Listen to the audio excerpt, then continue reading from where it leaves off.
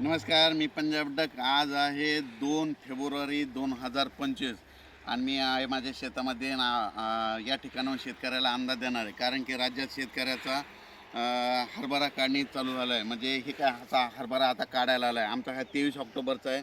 याला 102 दिवस झालेत आणि आता सगळ्या शेतकऱ्याचा काढणी चालू आहे.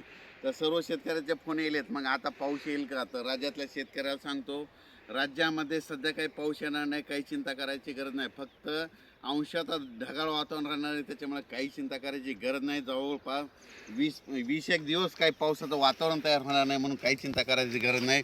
सर्व शेतकऱ्याचे हरभरा सुखरूप निघणार आहेत, तुरी देखील सुखरूप निघणार आहे, कांदे देखील सुखरूप निघणार आहेत, म्हणून काही चिंता करायची गरज नाही. निसर्गाचा अवकाळीपणा काही येणार नाही, म्हणून काही चिंता करायची गरज नाही.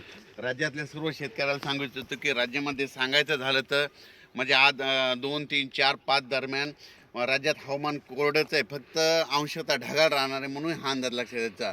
आणि त्याच्यानंतर राज्यामध्ये जवळपास 20 तारखेपर्यंत राज्यात हवामान कोरडंच राहणार आहे. 20 फेब्रुवारीपर्यंत कोरडंच राहणार आहे, म्हणून हा अंदाज लक्षात द्यायचा.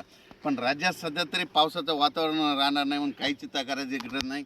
द्राक्ष बागायतदार शेतकऱ्यासाठी आनंदाची बातमी. राज्यात सध्या काही अवकाळीचं संकट नाही, म्हणून काही चिंता करायची गरज नाही. आणि विशेष म्हणजे यावर्षी उन्हाळा जरा कडक जाणार आहे, म्हणून हे देखील त्यांच्यासाठी खूप आनंदाची बातमी.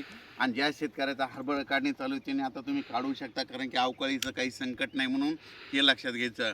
त्याच्यानंतर ज्यांचा कांदा काढणी त्याने कांदा काढायला सुरुवात करायची. ज्यांचा गहू काढायचा असेल गहू काढायला हरकत नाही, कारण की राज्यामध्ये आता पावसाचं वातावरण नाही. फक्त राज्यामध्ये एक अंदाज म्हणून तुम्हाला सांगतो, रात्री 11पर्यंत गरमी जाणवणार आणि त्याच्यानंतर मध्यरात्री 12 ते सकाळी 7 वाजेपर्यंत थंडी राहणार. आणि मात्र दिवसा आता थोडं ऊन तापत जाणार आहे, म्हणून हे लक्षात घ्यायचं. पण राज्यात मात्र सध्या तरी पाऊस नाही, म्हणून हे लक्षात घ्यायचं. फक्त अंशतः ढगाळ वातावरण राहील, म्हणून हे अंदाज लक्षात घ्यायचा. अचानक वातावरणात बदल झाला तर परत एक उद्या मेसेज दिला जाईल. धन्यवाद.